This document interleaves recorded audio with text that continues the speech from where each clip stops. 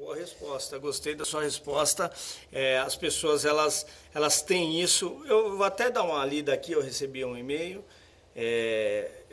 No programa nós lemos alguns e-mails, né? Uma moça mandou um e-mail aqui. Sou casado e meu relacionamento está meio abalado porque meu marido, que é um tipo de diferente de religião, não, de relacionamento, e não permito, o que faço? Olha, essa pergunta não posso responder hoje nesse programa, mas eu posso trazer uma sexóloga aqui, que é a Jerusa. Eu posso trazer e respondo para você, tá bom, minha amiga? Mais uma pergunta. Parabéns por esse programa maravilhoso que estão apresentando. Por favor, gostaria de saber o que leva uma criança de 10 anos a se matar e o que você acha? É complexa essa pergunta, né? Porque eu acho que tem que ter um psicólogo aqui na mesa, um psiquiatra, porque é uma questão muito, muito complicada, mas tem toda uma estrutura por trás familiar, então é uma questão delicadíssima de responder. Mas em cima dessa pergunta, uma pessoa, e tá embutido nessa pergunta, essa criança, ela vai para o inferno? Eu não acredito. Eu não acredito, como o Laércio disse. Eu acho que foi um momento ali, né, Laércio? Um momento de branco, de desespero que essa criança teve. Eu não sei se ela tem um desvio psicológico, alguma coisa, e levou essa criança a fazer isso. Mas eu acredito plenamente que, independente ali do que ela fez, o Deus vai estar de braços abertos para recebê-la. Eu acredito assim. O que você acha, Laércio? É uma pergunta complicada, né? Sim, parece-me que não existem processos espirituais aí, espirituais no sentido de que agentes do mal possuíam essa criança para que ela cometesse o que cometeu, né? Balear a professora e depois se matar. Eu não acredito nisso.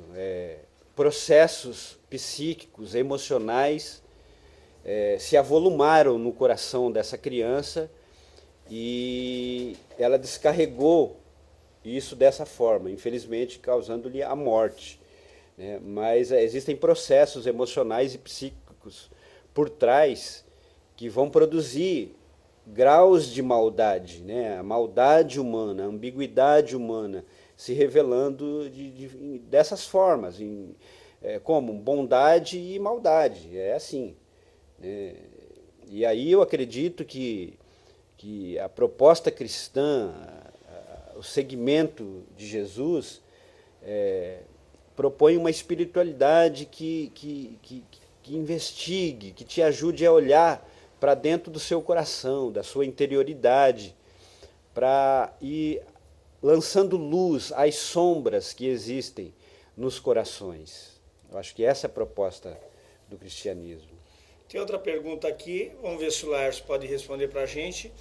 Eu vou há anos na igreja e, de vez em quando, eu fico desesperada porque meu filho ele chega em casa com medo, porque a professora da escola dominical ela fala muito sobre céu e inferno, e meu filho ele tem um pavor tremendo do inferno, porque ele, como uma criança, ele sabe que ele erra como todas as crianças.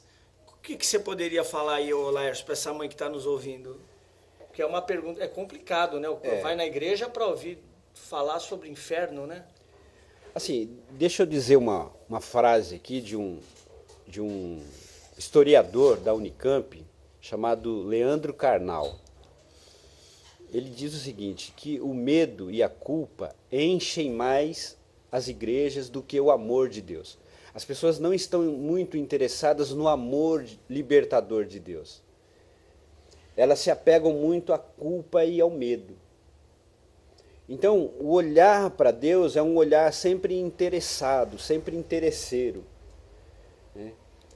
E o amor de Deus, que é muito maior, não tem muito efeito, porque o que fica no coração de uma criança dessa, veja a pergunta, não é o amor de Deus, que é muito maior, Bem maior, né? Bem maior, né? Incomensurável. Mas o que fica é essa ideia de que o diabo a qualquer momento está solto e vai te pegar.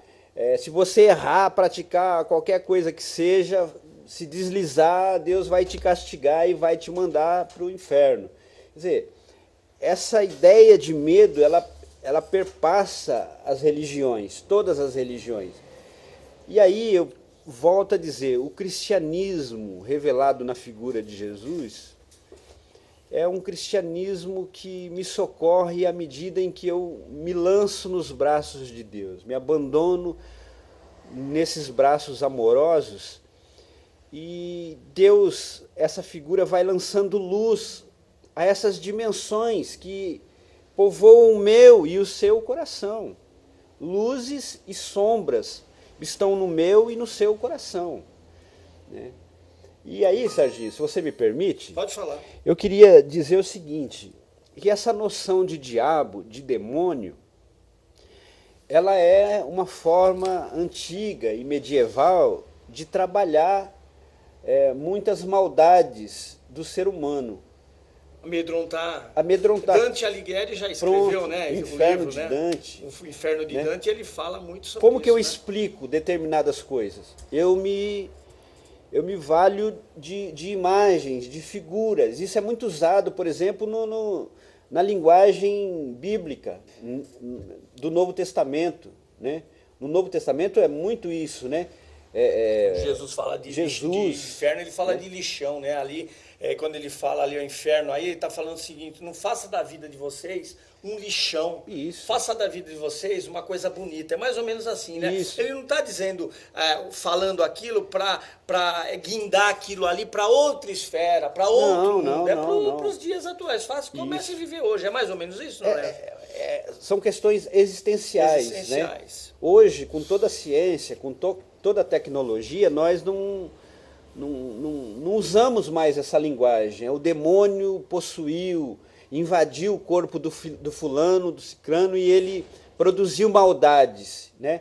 Isso é invalidar, inclusive, a responsabilidade do fulano. Isso nós vemos no século XIII, onde as pessoas elas ficavam com epilepsia, né? E os padres, ou na época o meio religioso, tentava expulsar o demônio, e depois que inventaram a ciência, nós descobrimos que aquilo não é demônio, é epilepsia que é tratado com remédio. Mas falando em inferno, em demônio, em diabo, eu tenho uma pergunta aqui. Ela manda uma pergunta seguinte: vivi dentro da igreja há muito tempo e a minha vida se transformou em um inferno. Tanto que eu ouvi falar de demônio, tanto que eu ouvi e vi as pessoas ali tentarem expulsar, semanas após semanas, espíritos que possuíam outras pessoas. Eu fico pensando, isso daí não tem fim, Laércio, como você disse, é semana após semana o pastor tentando expulsar um demônio e volta na semana seguinte. O que é isso? É um mecanismo de medo de trazer a pessoa para a igreja para arrancar o dinheiro? O que é isso, afinal? Então, o medo... Porque está tudo introjetado, parece uma coisa ligada na outra. Inferno, demônio, expulsão, parece um tripé, né? Inferno, demônio e expulsão. Eles criam esse tripé para quê? Para fazer a manutenção do seu discurso, obviamente. É muito mais fácil eu criar com o discurso algemas, prisões, do que eu criar chaves que abrem essas prisões e essas algemas. Por quê? É muito mais fácil criar prisões do que as chaves que abrem essas prisões. Porque as chaves emancipam as pessoas.